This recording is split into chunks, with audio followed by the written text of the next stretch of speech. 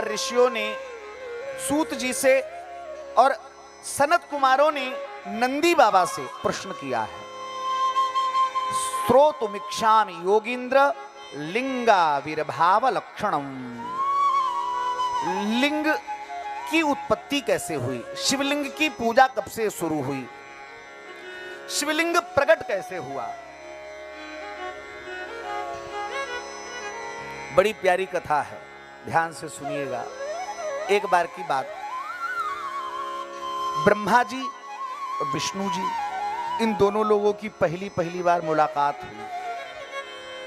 रास्ते से निकले, इधर से ब्रह्मा जी इधर से विष्णु जी, और दोनों लोग कठौता चौराहे पे आके मिले।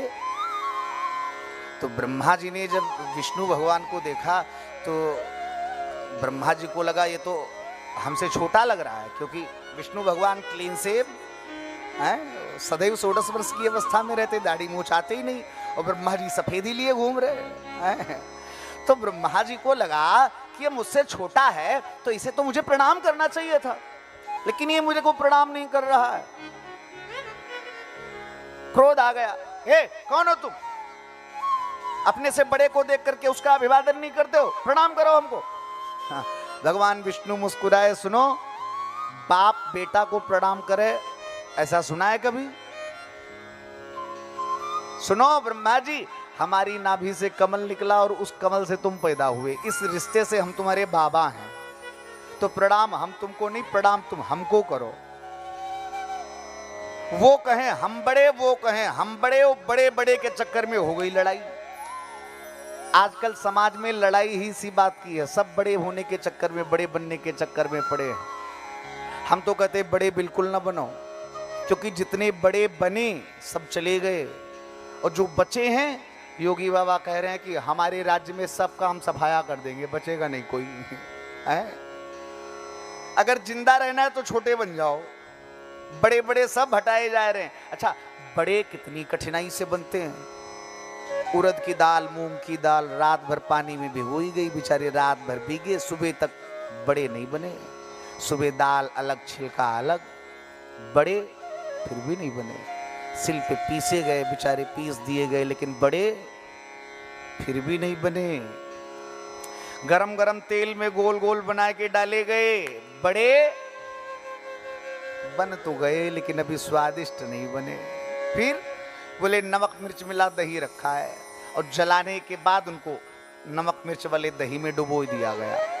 इतना परिश्रम सहा तब जाके बड़े बने। और जैसे ही बड़े बने, आदमी किसी के घर में दावत में जाए और मान लो पता चल जाए दही बड़ा बना है, तो आदमी कहेगा रोटी एक कम खाओ, रोटी तो रोज ही मिलेगी, दही बड़ा कौन सा रोज मिलेगा, एक और दबा के खाओ है। तो सब चाहे खाना बच जाए, बड़े नहीं बचते। तो बड़े न बनो, बड़े बड़ाई ना करे, बड़े न बोले बोल, हीरा मुख से कब कहे लाख टका मेरा मोल। अपने अंदर गुण बढ़ाओ, अपने विचारों को विस्तार प्रदान करो। बड़े तो आपको आपके गुण बना देंगे, आपको उसके लिए कुछ करना नहीं पड़ेगा। हुआ क्या, ब्रह्मा जी में और विष्णु जी में युद्ध होने लगा। बड़ा भीषण युद्ध हुआ, बड़े बड़े अस्त्र शस्त्र, ब्रह्मास्त्र, पाशुपत्यास्त्र, सुदर्शन चक्र, बड़े बड़े अस्त्र चल रहे। सब देवता लोग घबराए, कहीं ऐसा ना होए कि इनके इस युद्ध के चक्कर में सृष्टि का ही खात्मा हो जाए। देवता सब बड़े परेशान। इन सब देवताओं ने मिलकर के आज महादेव की स्तुति की, महादेव को पुकारा। और हुआ क्या, जैसे इन देवताओं ने महादेव को पुकारा, भगवान प्रकट हो गए। देवताओं ने निवेदन किया, सरकार ऐसी ऐसी बात, ब्रह्मा जी और भगवान नारायण का युद्ध हो रहा है, और अगर ये युद्ध ऐसे ही चलता रहा तो समय नहीं लगेगा, सृष्टि समाप्त हो जाएगी। इसलिए कृपा करो, आप ही इस युद्ध का निपटारा करो। हुआ क्या, उसी समय ब्रह्मा और विष्णु के बीच में भगवान शिव का एक अग्नि रूप लिंग प्रकट हो गया। आकाशवाणी हुई, ऐ ब्रह्मा, ऐ विष्णु, जो मेरे आदि और अंत का पता लगा के पहले आ जाएगा, वही तुम दोनों में बड़ा है। तुम दोनों बड़े बड़े के चक्कर में लड़ रहे हो ना कि हम बड़े। तो सुनो, दोनों लोगों को एक एक काम दिया गया, एक लोग नीचे जाओ, एक ऊपर जाओ। जो आदि और अंत का पता लगा के पहले आ गया वही बड़ा है। भगवान नारायण ने वाराह का रूप धारण किया, वाराह का रूप धारण करके नीचे गए और ब्रह्मा जी ऊपर गए।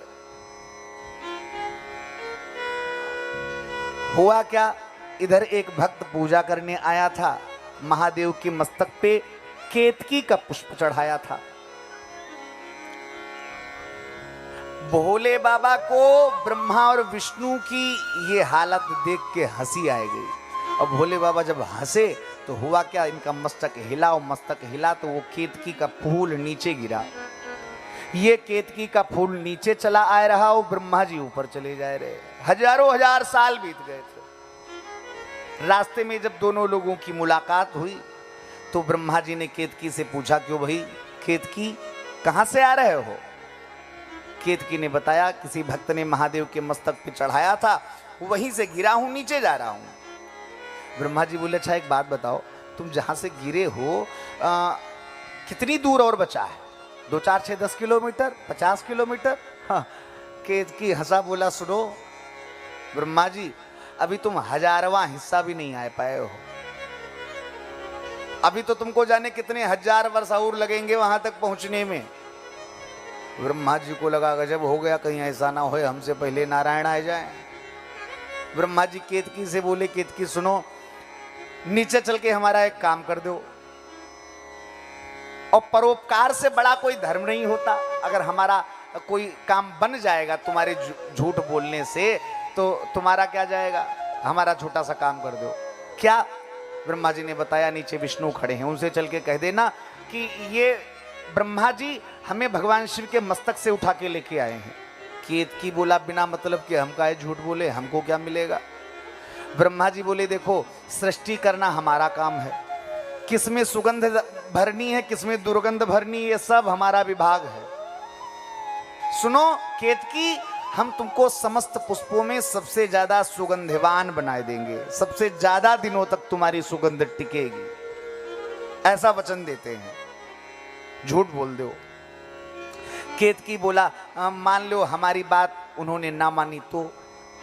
सामने गाय चल रही थी, ब्रह्मा जी ने गाय को बुलाया, घर की सबसे पहली रोटी तुमको दिलवाए देंगे, तुम केतकी की बात का समर्थन कर देना। जब ये केतकी कहे कि हमको सर से उठाए के लेके आए, तो तुम कह देना, हाँ हाँ हमारे सामने तो उठाया था, घर की पहली रोटी तुम्हारी। देखो घर में जब रोटी बनाई जाए तो 2 रोटियां विशेष करके कभी नहीं खानी चाहिए। एक तो जो सबसे पहले रोटी बनाई जाए उसे नहीं खाना चाहिए, क्योंकि वो रोटी गाय की है, उस पे गाय का भाग है। अगर वो रोटी आप खाओगे तो घर में दरिद्रता आ जाएगी, आमदनी अठन्नी और खर्चा रुपया हो जाएगा। इसलिए पहली रोटी कभी नहीं खानी चाहिए। और आखिरी रोटी, घर की सबसे आखिरी रोटी कुत्ते की होती है, वो भी नहीं खानी चाहिए। लेकिन आजकल पता क्या होता है, पता लगा पतिदेव तो अपनी दुकान से, अपनी ड्यूटी से आते हैं देर में, काम ही ऐसा है, तो घरवाली क्या करती है, अपने आप पहले बना के खा लेती है, पहली रोटी अपने खा ली, वो आखिरी वाली गिनती की आजकल रोटी बनती है, कितनी खाओगे? पता है, एक बार चल गया पता कि इतनी रोटी खाते, तो उतनी रोटी बनाए कि टिफिन में पैक करके रख दिए जाएंगी, जब आए तो टिफिन खोल के खा लें। पहली गैया वाली रोटी वो खा रही हो, आखिरी आखिरी कुत्ता वाली तुम खा रहे हो, तो सोचो जिंदगी कैसी बनेगी। तो ब्रह्मा जी ने वचन दिया गाय को, पहली रोटी तुमको दिलाएंगे, हमारा काम कर दो। गाय और केतकी दोनों ने इनकी बात को मान लिया। नीचे लौट करके जब ब्रह्मा जी आए तो देखा विष्णु पहले से ही खड़े हुए थे। ब्रह्मा जी ने विष्णु जी से पूछा, क्यों भाई आदि मिला, कहां से शिवलिंग की उत्पत्ति हो रही, मिला देखा? विष्णु भगवान ने सत्य बोल दिया कि भाई हमें तो नहीं मिला, हम तो थक गए, वापिस आए गए, तुम बताओ। अरे ब्रह्मा जी बोले, हमारी छोड़ो, ये हमारे संग 2 लोग आए, इनसे पूछो। एक केतकी क्यों नहीं बता रहा? केतकी बोला हाँ हाँ ये महादेव के मस्तक से ही तो हमको उठा के लेके आए हैं। और न मानो तो गैया से पूछो, गवाह संग में लेके आए। गैया बोली हाँ हाँ हम तो वही चल रहे थे जब इन्होंने उठाया। भगवान विष्णु को लगा कोई बात नहीं, तुम ही बड़े सही। ब्रह्मा जी को जैसे ही प्रणाम करने चले उसी समय महादेव प्रकट हो गए। बोले बाबा विश्वनाथ की जय हो। उस शिवलिंग से महादेव प्रकट हो गए और भोले बाबा आज भगवान विष्णु की सत्य निष्ठा पे प्रसन्न हुए, लेकिन ब्रह्मा जी के ऊपर क्रोध भी बहुत आया। उसी समय भगवान शिव का एक गण पैदा हुआ जिसका नाम भैरव प्रकट हुए। भैरव बाबा हर जगह महादेव के मंदिर में हनुमान जी और भैरव बाबा ये दो लोग जरूर मिलेंगे। हाँ, भैरव बाबा प्रकट हो गए। भैरव के एक हाथ में तलवार, दूसरे में खड्ग। हुआ क्या, ब्रह्मा का मस्तक, ब्रह्मा के 5 मुंह थे, ब्रह्मा के 5 मुंह थे, एक मुंह भैरव ने काट लिया और बाकी जो बचे 4 इनको काटने के लिए तैयार खड़ा, मार दूंगा। देवता लोग सब भोले बाबा की स्तुति करने लगे, महाराज ब्रह्मा ही जी मर जाएंगे तो ये सृष्टि कौन करेगा, और सृष्टि नहीं होएगी तो हमको भोजन पानी हमारा कैसे चलेगा। भाई देवताओं को अन्न जल तो पूजा ही पाठ से मिलता, जब सृष्टि नहीं रहेगी तो पूजा पाठ नहीं तो देवताओं का रोटी पानी बंद। सरकार कृपा करो, ब्रह्मा जी को क्षमा कर दो। भोले बाबा ने ब्रह्मा जी को क्षमा कर दिया, लेकिन श्राप दे दिया। ब्रह्मा जी नातस्ते सत्प्रति लोके भूयात् स्थानोत्सवादिकम। ब्रह्मा जी तुमने श्रेष्ठता पाने के चक्कर में, बड़े बनने के चक्कर में झूठ बोल दिया। ऐसा मिथ्यावादी झूठा जिसका राजा होगा वो प्रजा कैसी होगी। जाओ, श्राप देते हैं, दुनिया में सभी देवताओं के मंदिर होंगे, सभी देवताओं की पूजा की जाएगी, लेकिन ब्रह्मा जी आज के बाद तुम्हारा कहीं कोई मंदिर नहीं होगा, तुम्हारी पूजा कोई नहीं करेगा। श्राप दे दिया ब्रह्मा जी को। पता है शिव पुराण में ये कथा नहीं आई, लेकिन अन्य पुराण में एक कथा और भी आती है। ब्रह्मा जी का जो मस्तक भैरव ने काटा था, तो ब्रह्मा जी ने क्योंकि असत्य संभाषण किया था, इसलिए उस कटे हुए मस्तक से ब्रह्मा जी के कांटे पैदा हो गए, और वही धतूरे के रूप में पैदा हुआ। नीचे पृथ्वी पे गिरा और वही धतूरे के रूप में पैदा हुआ।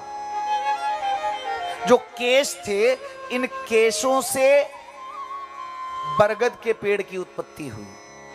ब्रह्मा जी रोने लगे, क्षमा मांगी, सरकार ठीक है कोई बात नहीं, मंदिर हमारे नहीं बनेंगे कोई बात नहीं, लेकिन जो ये मस्तक कटा था, हमसे जिन चीजों की उत्पत्ति हुई, कम से कम ये तो ऐसे ही बनाते कि इनसे ही कोई धर्म कर्म होता, ये किसी पूजा पाठ में काम आते,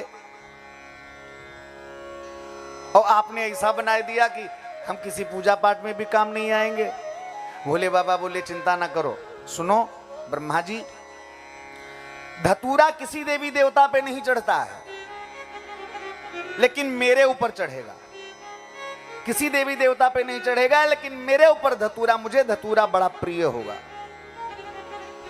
और दूसरा, बरगद के पेड़ के नीचे और किसी देवी देवता की पूजा हो और चाहे ना हो, लेकिन भोले बाबा बोले बरगद के पेड़ के नीचे अमावस्या के दिन बरगद के पेड़ की नीचे की मिट्टी से अंगूठे के बराबर का शिवलिंग बनाया जाए, और बरगद के पत्ते पे ही उस शिवलिंग को रख करके उसकी पूजा की जाए, और पूजा करने के बाद उस पे जो दही चढ़ाया जाए, उस दही को लेकर के अपने व्यापार के स्थान पे जाएं और ऊर्ध्वमुखी स्वास्तिक बनाएं।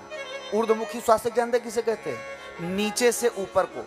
वैसे अगर किसी से स्वास्तिक बनाने के कहो तो सीधे आदमी प्लस का निशान बनाए देता है, ये लो बन गया स्वास्तिक है। ऊपर से नीचे अगर लाइन खींच करके आप स्वास्तिक बना रहे हो तो आपका कभी कल्याण नहीं होगा, आप अपने पतन का बीज बो रहे हो। स्वास्तिक कैसे बनाना चाहिए? बोले पहले तो बाएं से दाईं ओर, फिर नीचे से ऊपर, फिर बाएं से दाईं ओर, और फिर दोबारा नीचे से ही शुरुआत करनी चाहिए। इसी क्रम में नीचे से ऊपर को ऊर्ध्वमुखी स्वास्तिक बनाना चाहिए। इस तरह से स्वास्तिक का निर्माण करें। और लक्ष्मी जी के दो भाई धाता और विधाता, इन दोनों की पूजा की जाए तो बंद व्यापार भी चलने लग जाता है, चालू हो जाता है। एक दूसरा प्रमाण आया अन्य पुराणों में, शिव पुराण में नहीं आया। अगर भगवान शिव का श्रावण के महीने में वट के पेड़ के नीचे, क्योंकि भगवान शिव को बरगद का पेड़ बड़ा प्रिय है, वट विश्वास अचल निज धर्मा तीर्थ राज समाज सुकर्मा। सती जी जब परीक्षा लेने गई राम जी की तो भोले बाबा कहां बैठे? बरगद के नीचे। और कैलाश पर्वत पर जहां कथा सुनाई पार्वती जी को, वहां भी बरगद का पेड़। तो भोले बाबा बोले बरगद के पेड़ के नीचे हमारी पूजा करके और हमारे ऊपर चढ़ाई हुई दूरवा अगर ले जा करके बच्चों को खिलाई जाएगी तो मंद बुद्धि बच्चा भी कवि कालिदास के समान बुद्धिमान बन जाएगा। भगवान शिव ने ब्रह्मा जी को मारा नहीं, क्षमा कर दिया, लेकिन केतकी की ओर मुड़े, केतकी को श्राप दे दिया है। केतकी, तुमने बिना मतलब के, बिना किसी कारण से अकारण झूठ बोला, इसलिए केतकी रे रे केतक दुष्टस्त्वं शठदूरं मितो ब्रज ममापि प्रेम ते पुखे मा भूत पूजा स्वितः परं मा भूत पूजा स्वितः परं। ऐ केतकी, तुम मुझे बड़े प्रिय थे लेकिन तुमने अकारण झूठ बोला, इसलिए जाओ, आज से श्राप दे रहा हूं, जो तुम्हें हमारे ऊपर चढ़ाए देगा वो पुण्य के बजाय पाप का भागीदार बन जाएगा। विजय भैया एक बार मिलने गए, हमसे बता रहे थे कि महाराज हम तो केवड़ा जल खूब भोले बाबा पे चढ़ाते हैं। तो हमने मना किया कि केवड़े का जल, क्योंकि केतकी केवड़े को ही कहते हैं, केवड़े के फूल को केतकी का पुष्प कहा गया है। हाँ? और यहां शिव पुराण कह रही है भगवान शिव ने केतकी को, केवड़े को श्राप दिया, रे रे केतक तुष्टस्त्वं शठदूरं मितो ब्रज ममापि प्रेम ते पुखे मा भूत पूजा स्वितः परम। अरे शठ केतकी, तुम दुष्ट हो, यहां से दूर चले जाओ, मेरी पूजा में उपस्थिति तुम्हारा फूल मुझे प्रिय नहीं होगा। इसलिए भगवान शिव के ऊपर केवड़े का जल, केवड़ा जल कभी नहीं चढ़ाना चाहिए, केवड़े का पुष्प कभी नहीं चढ़ाना चाहिए। केवड़ा रोने लगा, सरकार हम तो ये ब्रह्मा जी की बातों में आए गए, हमारी कोई गलती थोड़ो ना थी, अब इतना बड़ा दंड ना दो, कृपा कर दो, अपने आप से इतना दूर ना करो कि हम रह भी ना पाए। भोलेनाथ बोले ठीक केतकी, मेरी पूजा में तुम नहीं प्रयोग में लाए जाओगे, लेकिन मेरे मंदिर का जब श्रृंगार बंगला बनाया जाता है ना, आजकल सावन के महीने में वृंदावन जाके देखो, बिहारी जी के रोज करोड़ों करोड़ रुपए के रोज फूल बंगले बनते हैं। महादेव का, गोपेश्वर भोले बाबा का बंगला, फूल बंगला बनता है। तो भोले बाबा बोले केतकी, मदीयास्तुम धरिष्यन्ति जन्मते सफलम ततः तुम वै वितान्नयाभ्येन मामोपरि भविष्यसि। तुम वो बंगले के रूप में, जब वो बंगला सजाया जाएगा उसमें हमारे ऊपर आ जाओगे, मंदिर के अंदर तक आ जाओगे, लेकिन हमारे नजदीक आने की कभी चेष्टा ना करना। अगर हमारे नजदीक आए तो हमसे बुरा कोई नहीं होएगा। भोले बाबा ने केतकी को, केवड़े को श्राप दे दिया। भगवान शिव की आज समस्त देवताओं ने, ब्रह्मा विष्णु ने पूजा की, भगवान शिव प्रसन्न हो गए और कहते हैं देवताओं, दिन में तत्ततः पुण्यम भविष्यति महोत्तरम शिवरात्रिरिति ख्याता तिथिरेशा मम प्रियाः। भोले बाबा कहते हैं देवताओं, आज के इस दिन को जब तक ये सृष्टि रहेगी तब तक याद किया जाएगा। आज के दिन तुम लोगों ने मेरा पूजन किया है, इससे मैं तुम लोगों पर बहुत प्रसन्न हूं। इसी कारण से यह दिन, आज मेरे शिवलिंग की उत्पत्ति, मेरा प्राकट्य हुआ है, इसलिए आज का ये महान दिन शिवरात्रि के नाम से जाना जाएगा। लोग कहते हैं शिवरात्रि पे भोले बाबा की शादी हुई थी, हैं? शिव शंकर चले कैलाश बूंदिया पड़ने लगी है। लेकिन शिवपुराण कह रही है कि शिवरात्रि के दिन भोले बाबा का विवाह नहीं हुआ था। विवाह जानते हो, विवाह तो कजरी तीज के दिन हुआ था। कजरी तीज आती ना, हरितालिका तीज है, माताएं व्रत करती हैं, बिना अन्न जल पानी भी नहीं पीती। यहां पे कोई करता है? हाथ उठाना। हाँ चलो 2 ही 4 सही, जय हो तुम्हारी, नजर न लग जाए, ऐसे करती रहना। हाँ आजकल के जमाने में कोई निर्जला 24 घंटे का व्रत करे तो भैया धन्य है? तो भगवान शिव पार्वती का विवाह तो हरितालिका तीज के दिन मनाया जाता है। शिवरात्रि के दिन भगवान शिव के शिवलिंग की उत्पत्ति हुई थी। भगवान शिव का शिवलिंग प्रकट हुआ था। भगवान शिव कहते हैं शिवरात्रि रीति ख्याता तिथिरेश मम प्रिया। आज के दिन मेरे इस शिवलिंग की उत्पत्ति हुई है, इसलिए आज से ये दिन शिवरात्रि के नाम से दुनिया में जाना जाएगा। एक विशेष बात भगवान शिव कहते हैं, यत् फलम मम पूजायाम वर्षमेकम निरंतरम तत्फलम लभते सद्यः शिवरात्रौ मदर्चनात्। भगवान शिव कह रहे हैं कि 1 साल 12 महीना 365 दिन लगातार भगवान शिव की पूजा करने से जो फल मिलता है, भगवान शिव कह रहे हैं कि वो सारा फल तत्फलम लभते सद्यः शिवरात्रौ मदर्चनात्। केवल एक शिवरात्रि के दिन मेरी पूजा करने से साल भर के शिव पूजन का फल मैं प्रदान करता हूं। इस तरह से शिवरात्रि के दिन शिवलिंग के उत्पत्ति की कथा आई। और भगवान शिव कहते हैं, जो पुरुष मार्गशीर्ष के महीने में आर्द्रा नक्षत्र होने पर मुझ उमापति का दर्शन करता है अथवा मेरी मूर्ति या लिंग की ही झांकी का दर्शन करता है, वो मेरे लिए कार्तिकेय से भी अधिक प्रिय हो जाता है।